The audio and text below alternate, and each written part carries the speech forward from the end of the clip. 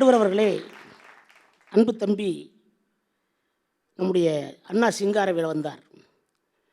மிக அழகாக தொடங்கினார். சைக்கிள் ஒருத்தன் போனானா, வண்டி ஓட தெரியாமல் போயிருக்கான், முட்டை கீழே விழுந்து உடஞ்சி வச்சான். உடனே அவங்க முதலாளி வந்து 100 ரூபா கொடுத்தாரான். சுத்திரிக்கவங்க கிட்ட 50 வாங்கி 1000 ரூபா முட்டைக்கு 1500 கலெக்ட் பண்ணிட்டாங்களாம். எப்படி ஏமாத்திருக்காங்க? ஒரு ஏமாத்துற வேலைக்கு தான் அறிவு பயன்படுது. அதைத்தானே சொல்கிறோம். அடுத்து இன்னொன்று சொன்னார், பஸ்ஸில் ஏற்றுறாங்களாம், எல்லாருக்கும் ஒரே சீட்டா. 1000 ரூபா கொடுத்தவனுக்கு ஒரே சீட்டா, 2000 ரூபா கொடுத்தவனுக்கு ஒரே சீட்டா, 3000 கொடுத்தவனுக்கு ஒரே சீட்டா. ஏறி உட்காந்து எல்லாம் யோசிச்சுருந்தாங்களாம். கொஞ்சம் தூரம் போகணுன்னே வண்டி நின்றுச்சான். அவன் பூரா இறங்கு, இந்த மலையை தாண்டி நில்லு, இவன் பூரா இறங்கு, பின்னாடி நின்று வண்டியை தள்ளு. எத்தனை தண்டி ஏமாத்து வேலை, எப்படி ஏமாத்திருக்கீங்க? அதைத்தானே சொல்லி அறிவு ஏமாத்துதியா? அறிவு தான் லஞ்சம் வாங்குதியா? அலுவலகத்தில் படிச்சுட்டு தானே உட்காந்துருக்கான், படித்தவன் தானே லஞ்சம் வாங்குறான். ஏன் அப்பாவை என் அப்பான்னு சொல்லி கையெழுத்து வாங்குறதுக்கு, நான் பிறந்த ஜாதியை சொல்லி கையெழுத்து வாங்குறதுக்கு லஞ்சம் வாங்குறானே. அந்த அறிவு தானே லஞ்சம் வாங்க வச்சிச்சு. கள்ள நோட்டை கண்டுபிடிச்சவன் யாரு? அறிவாளி தானே கண்டுபிடிச்சான். அறிவு அச்சம் காக்கும் கருவி என்று சொன்னான் வள்ளுவன். இன்னைக்கு அதை அச்சம் காக்கிறதா? எப்பொருள் யாரார்வாய் கேட்பினும் அப்பொருள் மெய்ப்பொருள் காண்பது அறிவு அப்படின்னு சொன்னான். அந்த அறிவு இன்னைக்கு இல்லைன்றதை கண்ணதாசன் நிரூபித்தார். அமெரிக்கன் கல்லூரியிலே அவருக்கு ஒரு கவியரங்க தலைமை. மாணவர்கள் ஏராளமானவோர் அதில் பங்கேற்று கவிதை வாசிக்கிறார்கள். ஒரு மாணவனுடைய கவிதையை இவர் வாங்கி வைத்துக் கொண்டார். இவருடைய கவிதையை அவருக்கு கொடுத்துட்டார். அவன் கவிதையை வாசிக்கிறான். கூட்டத்தில் எந்த ரெஸ்பான்ஸ் இல்லை, பயங்கரமான விசிலு, கீழே இறங்குன்னு சொல்லி.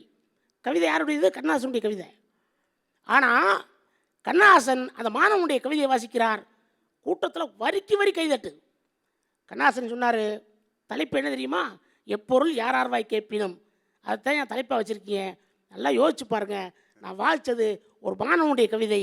நீங்கள் அந்த கவிதைக்கு பயங்கரமாக கைதட்டீங்க, என்னுடைய கவிதைக்கு கைதட்டல. ஆளை பார்த்தே நீங்கள் தீர்மானம் செய்கிறீங்களுடைய அறிவை பார்த்து நீங்கள் தீர்மானம் செய்யலை. இந்த அறிவு மோசமான அறிவு என்று சொல்லி சென்றார். வகுப்பில் பாடம் நடத்திட்டு ஏதாவது சந்தேகம் இருந்தால் கேள்றாண்டா. கடைசியில் 55 நிமிஷம் கிளாஸ் நடத்திட்டு ஏதாவது சந்தேகம் இருந்தால் கேள்றாண்டா. அவன் எந்திரிச்சு சொல்கிறான், சார் எப்போ சார் ரிட்டையர்ட் ஆகிங்க கேட்குறேன். இது அறிவு. இந்த அறிவை நம்ம எப்படி கொண்டாடுறது? சரி, அறிவியல் கண்டுபிடிப்புகளை பற்றி சொன்னார். எங்கள் தலைவர் சொன்னார், கூகுள் எடுத்து அப்படி தட்டணுன்னே. அது தலைவர் வயசுக்கும் என் வயசுக்கும் சரிதான். ஒரு 15 வயசு பையன் அல்லது ஒரு 17 வயசு பையன் கூகுள் எடுத்து தட்டுறான். அது தட்டுறதுக்கு முன்னாடியே ஒன்று வருது. எதனா தேடிக்கிருக்கேன், என்னே பாடுறா, இதை பாடுறா, இல்லை இங்கே பாடுறா, ஐயோ அப்பா, இதை பாடுறா, அடடா சூப்பர்ரா, கெட்டு குட்டிச்சவர நாசமாக போயிட்டான்ல.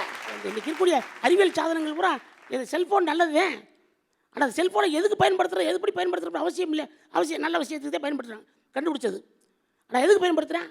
ராத்திரி ட்ரெயினில் வந்துக்கிட்டு இருக்கேன், முந்தா நாள் 1 மணிக்கு நல்லா தூங்கிக்கிட்டு இருக்கேன். சத்தம் போடு பேசுகிறேன், ட்ரெயின் ஏறிட்டேன், வந்துட்டேன், இந்த மூவாக போகுது, இந்த வந்துடுறேன் காலையில் வந்துடுறேன், 6 மணிக்கு வந்துருக்கேன்.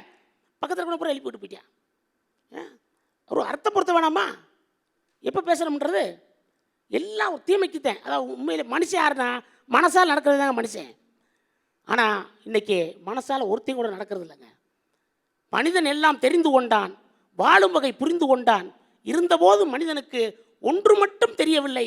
என்னன்னு சொன்னால், மனிதனாக வாழ மட்டும் மனிதனுக்கு தெரியவில்லை. மனிதனாக வாழ மனிதனுக்கு தெரியவில்லை. மனித நேயம் என்பது செத்து போச்சே. பெரிய உள்ளங்கையில் உலகத்தை கொண்டு வந்துட்டீங்க, உள்ளமும் சுருங்கி போச்சேயா. உள்ளம் சுருங்கி போச்சே.